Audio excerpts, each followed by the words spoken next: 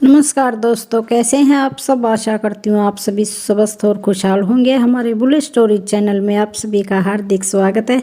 आज मैं आप सभी को माघ महात्म का दूसरा अध्याय सुनाऊंगी। तो श्रवण करते हैं माघ मास का दूसरा अध्याय। राजा के ऐसे वचन सुनकर तपस्वी कहने लगा कि राजन, भगवान सूर्य बहुत शीघ्र उदय होने वाले हैं, इसलिए यह समय हमारे लिए स्नान का है, कथा का नहीं। सो आप स्नान करके अपने घर को जाओ और अपने गुरु श्री वशिष्ठ जी से इस महात्म्य को सुनो। इतना कहकर तपस्वी सरोवर में स्नान के लिए चले गए और राजा भी विधि पूर्वक सरोवर में स्नान करके अपने राज्य लौटा और रनिवास में जाकर तपस्वी की सब कथा रानी को सुनाई।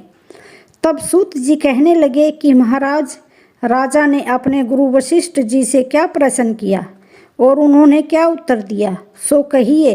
व्यास जी कहने लगे, हे सूत जी, राजा दिलीप ने रात्रि को सुख से सोकर प्रातः समय ही अपने गुरु वशिष्ठ जी के पास जाकर उनके चरणों को छूकर प्रणाम करके तपस्वी के बतलाए हुए प्रश्न को अति नम्रता से पूछा कि गुरुजी, अपने आचार, दंड, नीति, राज्य, धर्म तथा चारों वर्णों के चारों आश्रमों की क्रियाओं, दान और उनके विधान, यज्ञ और उनकी विधियां, व्रत, उनकी प्रतिष्ठा तथा भगवान विष्णु की आराधना अनेक प्रकार से तथा विस्तार पूर्वक मुझको बतलाई। अब मैं आपसे माघ मास के स्नान के महात्म्य को सुनना चाहता हूँ। सो हे तपोधन, नियम पूर्वक इसकी विधि समझाइए।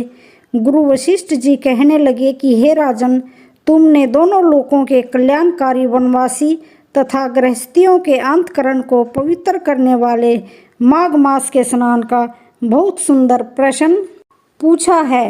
मकर राशि के सूर्य के आने पर माघ मास में स्नान का फल गो, भूमि, तिल, वस्त्र, स्वर्ण, अन्न, घोड़ा आदि दानों तथा चंद्रायन और ब्रह्मा कूर्च व्रत आदि से भी अधिक होता है। वैशाख तथा कार्तिक में जप, दान, तप और यज्ञ बहुत फल देने वाले हैं, परंतु माघ मास में इनका फल बहुत ही अधिक होता है। माघ में स्नान करने वाला पुरुष राजा और मुक्ति के मार्ग को जानने वाला होता है। दिव्य दृष्टि वाले महात्माओं ने कहा है कि जो मनुष्य माघ मास में काम या भगवान के निमित्त नियम पूर्वक माघ मास में स्नान करता है, वह अनंत फल वाला होता है। उसको शरीर की शुद्धि, प्रीति, ऐश्वर्य तथा चारों प्रकार के फलों की प्राप्ति होती है। अदिति ने 12 वर्ष तक मकर संक्रांति में अन्न त्याग कर स्नान किया। इससे तीनों लोगों को उज्जवल करने वाले 12 पुत्र उत्पन्न हुए।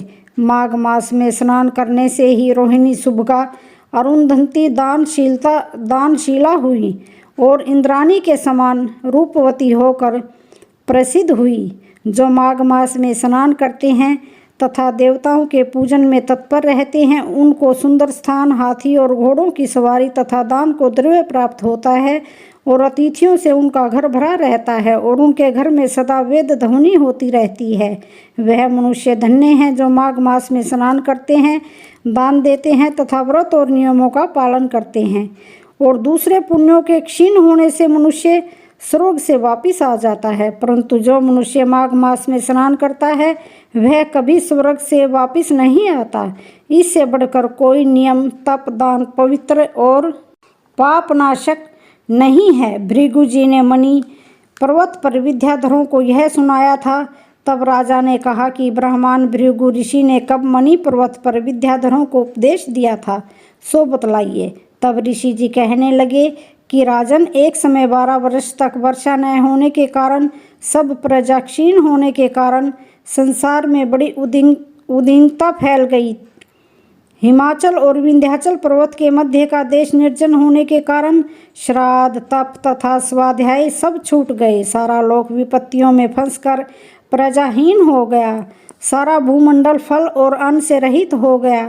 तब विंध्याचल से नीचे बहती हुई नदी के सुंदर वृक्षों से आच्छादित अपने आश्रम से निकलकर श्री भृगु ऋषि अपने शिष्यों सहित हिमालय पर्वत पर गए। इस पर्वत की चोटी नीली और नीचे का हिस्सा सुनहरी होने से सारा पर्वत पीताम्बरधारी श्री भगवान के सदृश लगता था। पर्वत के बीच का भाग नीला और बीच बीच में कहीं कहीं सफ़ेद स्फटिक होने से तारों से युक्त आकाश जैसी शोभा को प्राप्त होता था।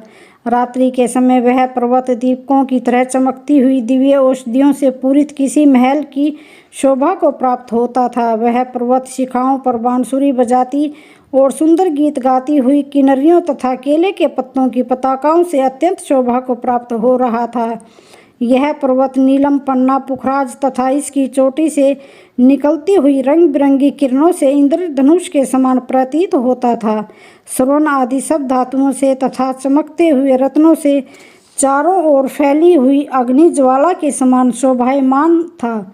इसकी कंदराओं में काम पीड़ित विद्याधारी अपने पतियों के साथ आकर रमन करती हैं और गुफाओं में ऐसे ऋषि मुनि जिन्होंने संसार के सब क्लेशों को जीत लिया है, रात दिन ब्रह्मा का ध्यान करते हैं और कई एक हाथ में रुद्राक्ष की माला लिए हुए शिव के आराधन में लगे हुए हैं।